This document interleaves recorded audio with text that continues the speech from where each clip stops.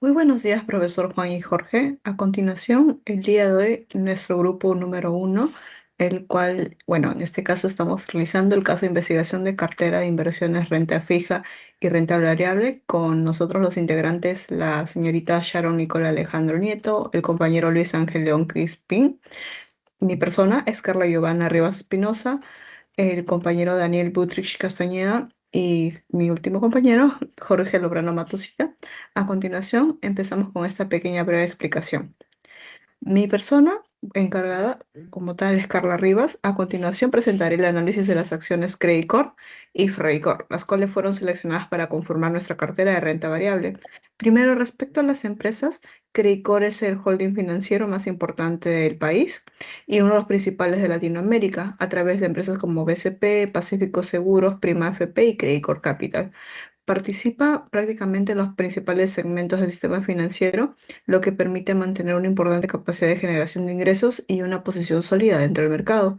Por su parte, Ferreycorp es la empresa líder en la comercialización de maquinaria pesada y equipos de minería para construcción, infraestructura y energías. Además, cuentan con la representación exclusiva de Caterpillar en el Perú, lo que fortalece su posición competitiva y permite mantener ingresos estables a largo plazo.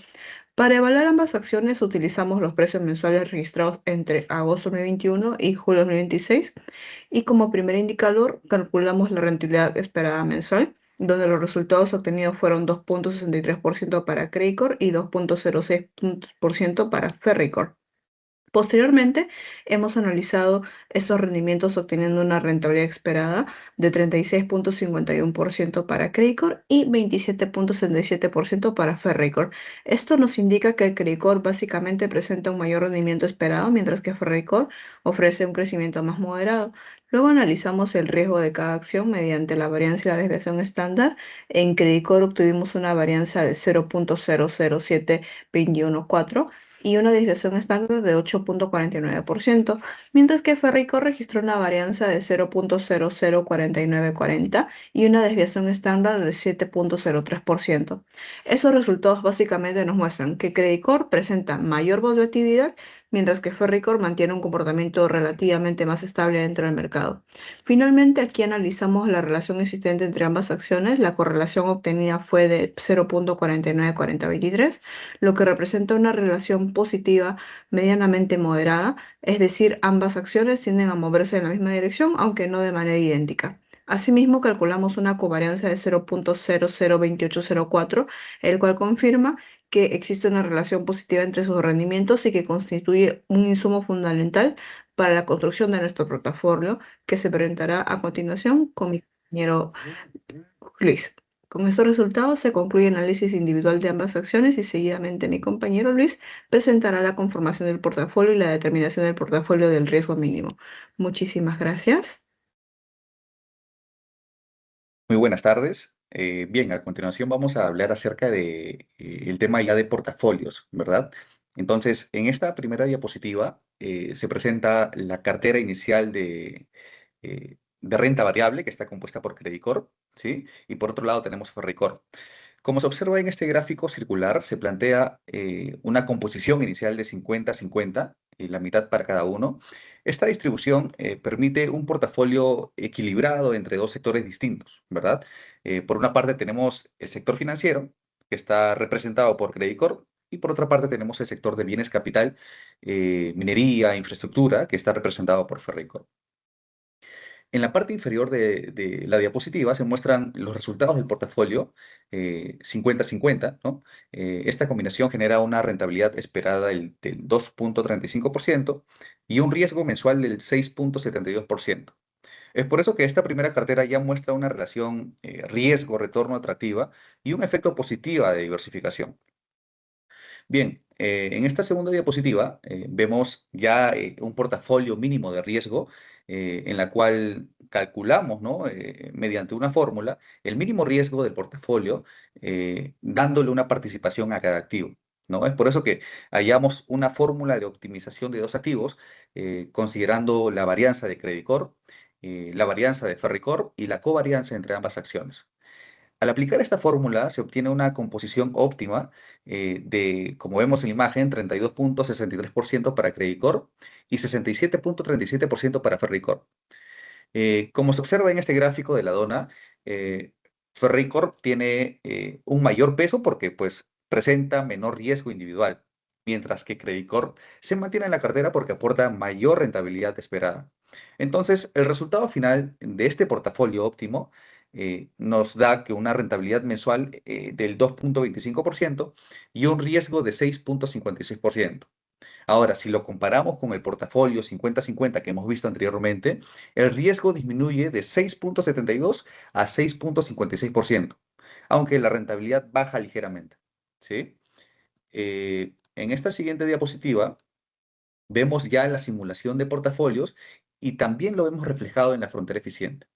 Entonces, en la tabla, como vemos en la imagen, cada número representa una combinación distinta entre Credit Corp y Ferreycorp.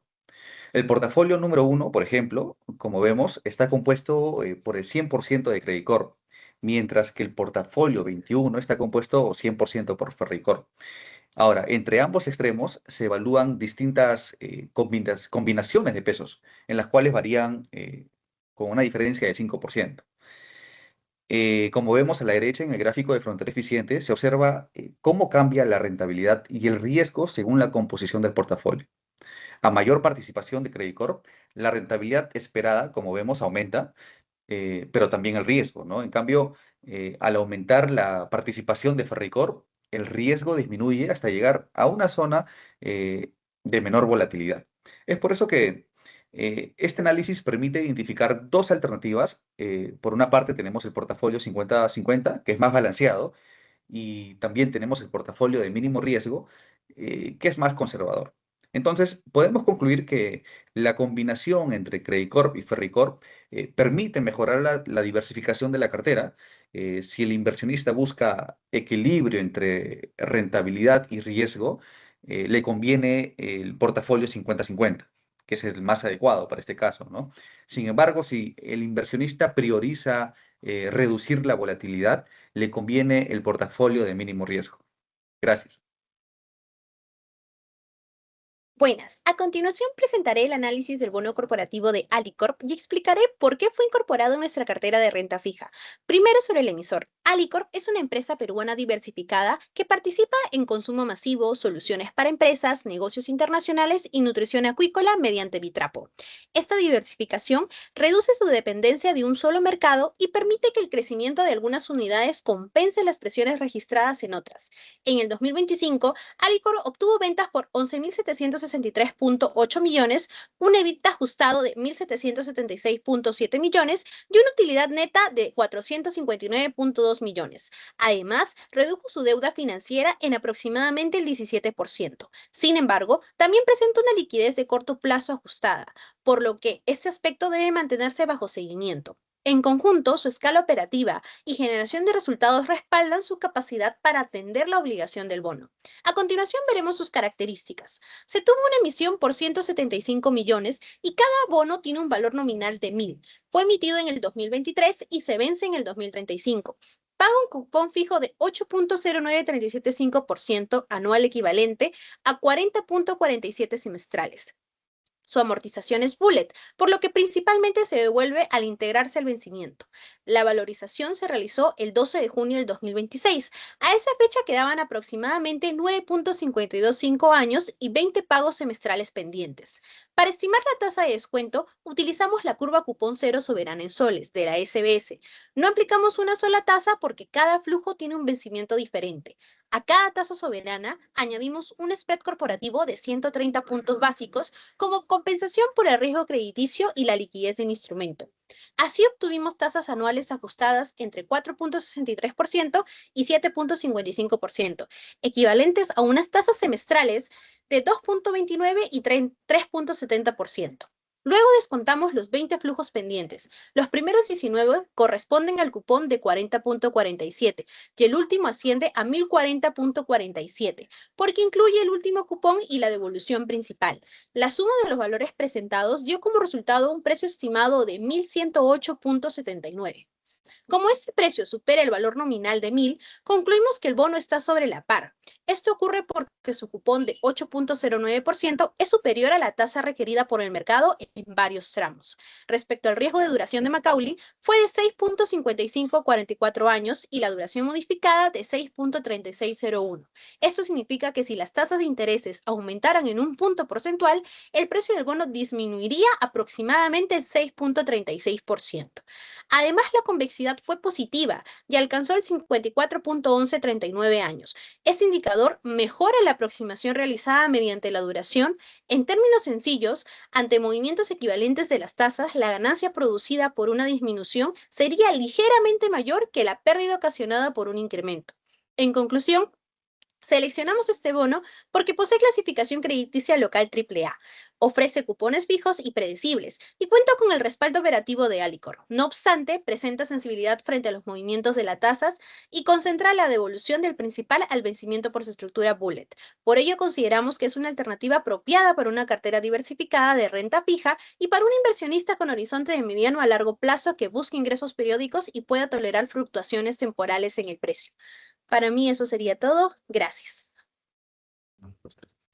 Buenos días, mi nombre es Otto Lubrano y voy a compartir el segundo instrumento de renta fija seleccionado para que integre nuestra cartera de inversión. La empresa elegida es Luz del Sur, en el marco de su tercera emisión del 4 programa de bonos corporativos, los mismos que tienen una serie de características que paso a explicar. Número 1, la moneda de emisiones soles, el monto emitido de 110 millones de soles, el valor nominal por bonos de 5.000 soles, la fecha de emisión del bono es del día 6 de diciembre del 2024, la fecha de valorización es del 6 de junio del 2026, la fecha de vencimiento es del 6 de diciembre del 2029. El plazo original fueron 5 años, sin embargo, para efectos de determinar el precio de esta inversión de nosotros, solo hay que considerar el plazo residual, que sería de 3.5 años, lo que equivale a 7 semestres. La tasa de cupón nominal anual es del 6.06% y la frecuencia de pago es semestral. La amortización del principal se realizará al vencimiento de la obligación, quiere decir que es un bono bullet. Para la determinación del precio hay que considerar dos variables importantes. Número 1, la fecha de valorización. En esta fecha ya estamos suponiendo el pago del cupón, del último cupón. Por ende, no debemos hacer una diferencia entre precio uso y precio limpio del mismo, ¿no? Y en cuanto a la yield to maturity, mi compañera Sharon ya explicó cuál ha sido nuestra metodología, la cual consiste en la curva cupón zero back publicada por la SBS, sumar un spread corporativo y un margen de seguridad que nosotros consideramos conveniente para esta cartera de inversión, ¿no? Todo ello nos da un precio de 5.127.94, quiere decir un precio sobre la par del bono corporativo. Ahora bien, en cuanto al sustento de por qué hemos elegido a Luz del Sur, en este caso sus bonos corporativos como un instrumento de inversión atractivo, hemos hecho una evaluación por dimensiones. Primero, entre las cualitativas tenemos al país como tal, como escenario en el cual se va a realizar la inversión. Evidenciamos que el PBI se mantiene en crecimiento y una inflación dentro del rango meta, lo que genera un entorno seguro, relativamente seguro. El sector eléctrico, rescatamos que es un negocio extremadamente defensivo y con altas barreras de entrada, por lo que favorece a Luz del Sur y lo consolida dentro del mercado como un partícipe importante y casi sin amenaza de competidores. En cuanto a los estados financieros, podemos apreciar que los resultados han acompañado a la empresa con una EBITDA de más de 1.000 millones de soles, una utilidad neta del 15%. Eso nos da la seguridad que los gestores de Luz del Sur han podido administrar los recursos, han optimizado los recursos de manera tal que han permitido que alcancen estos resultados tan buenos, ¿no? En cuanto a la empresa como tal, propiamente Luz del Sur concentra más del 30% del mercado, 1.38 millones de clientes y concesión indefinida, que es un punto clave para esta evaluación, ¿no? Al ser una concesión indefinida y aparte de tener la baja exposición a nuevos competidores y barreras de entrada altísimas, nos da la seguridad o ciertamente un escenario más seguro para poder cubrir las obligaciones que ellos tienen, ¿no? Por ende, nuestra inversión. En cuanto al gobierno corporativo, recientemente fue comprado por capitales chinos, hoy por hoy pertenece a China Yangtze Power, prácticamente la controladora, con un 97% de acciones, ¿no? Lo que evidencia que una inversión extranjera que atrae capitales de afuera, es porque ciertamente tiene un potencial bastante grande, ¿no? De crecimiento y desarrollo y expansión. En cuanto a las dimensiones bursátiles, debemos considerar que el bono está clasificado como AAA, paga un cupón del 6.06%, mayor a la yield to maturity, lo que lo hace atractivo. El plazo es un plazo corto de 3.5 años si consideramos lo tradicional dentro del bono, es un horizonte bastante equilibrado y con una menor exposición a variables de la tasa de interés. La duración es de 3.21 años, bastante similar al plazo remanente que nos queda y nos permite concluir que el riesgo está bien distribuido entre flujos, ¿no? No hay una concentración de riesgos, se elimina el riesgo temporal prácticamente. Y la duración modificada nos indica que cada 1% que varíen las tasas, el impacto en los precios sería del 3,13% aproximadamente, ¿no? Una exposición menor a la de Alicor, por ejemplo, ¿no? En conclusión, lo que nosotros hemos procurado en renta fija es balancear, ¿no? Tenemos a Alicor que ciertamente no tiene las consideraciones de mercado que tiene Luz del Sur, ¿no? En este caso, Alicor sí se sujeta a condiciones netamente comerciales y capacidad operativa, mientras que Luz del Sur es básicamente ya tiene la demanda cautiva y mercado prácticamente controlado, ¿no? Entonces, le exigimos mayor rentabilidad a Alicor con un 8,8%, con un 8% aproximadamente, considerando que es un plazo mucho mayor, mientras que a Luz del Sur es un plazo menor, pero es una inversión prácticamente segura y no sometida a posibles riesgos del mercado o incumplimiento, ¿no? Bueno, básicamente eso. Muchas gracias. Bueno, primero en cuanto a las conclusiones, en la renta fija analizamos los bonos de Alicorp y Luz del Sur, ambos son de clasificación AAA, y pues vimos que el bono de Alicorp tiene un cupón atractivo y un plazo más largo, lo que hace que sea más sensible a cambios en las tasas de interés, pero también le da potencial de apreciación si las tasas bajaran. Su clasificación al ser AAA y los buenos resultados de las empresas dan un nivel de confianza mayor. En cuanto al bono de Luz del Sur, en cambio, tiene un plazo más corto y es menos sensible a las tasas, lo que lo hace más estable. Ambos nos ofrecen flujos seguros y predecibles, también ideales para eh, una- un portafolio más conservador. Por otro lado, en cuanto a la renta variable, escogimos a Credit Corp y Ferreycorp porque pertenecen a sectores bien diferentes. El primero siendo el financiero y el segundo de bienes de capital e infraestructura. Credit nos llamó la atención por su mayor rentabilidad esperada, aunque también es más volátil, lo cual tiene sentido por su exposición al sector financiero y a la economía en general. En cuanto a Ferreycorp, por su lado, pues mostró una rentabilidad positiva y una volatilidad más moderada, respaldada por el liderazgo en maquinaria para minería y sus políticas de dividendos. Bueno, cuando combinamos estos dos, logramos reducir el riesgo del portafolio de acciones, ya que su correlación no es perfecta, pero esto nos permite diversificar sin depender necesariamente de un solo sector. Am, bueno, finalmente planteamos aparte tres alternativas de portafolio, la cual es una combinación de acciones y bonos, tomando como referencia distintos sectores. El portafolio, primer portafolio sería el del nivel conservador, que estaría pensado para personas con baja tolerancia al riesgo. Esto le da más peso a los bonos, en los cuales sería un 80% y solo un 20% a las acciones, priorizando la estabilidad y flujos periódicos. El segundo portafolio sería el portafolio moderado, para, en este caso, adultos de la mediana edad, que buscaría un equilibrio con un 40% de acciones y un 60% de monos, buscando crecimiento sin asumir demasiados riesgos o volatilidad. En cuanto al último portafolio, el portafolio agresivo es más orientado a jóvenes profesionales que tengan mayor tolerancia al riesgo. En este caso estaremos asignando un 70% a acciones y solo un 30% a los bonos para maximizar el retorno esperado a largo plazo, aceptando una mayor exposición al mercado en este caso.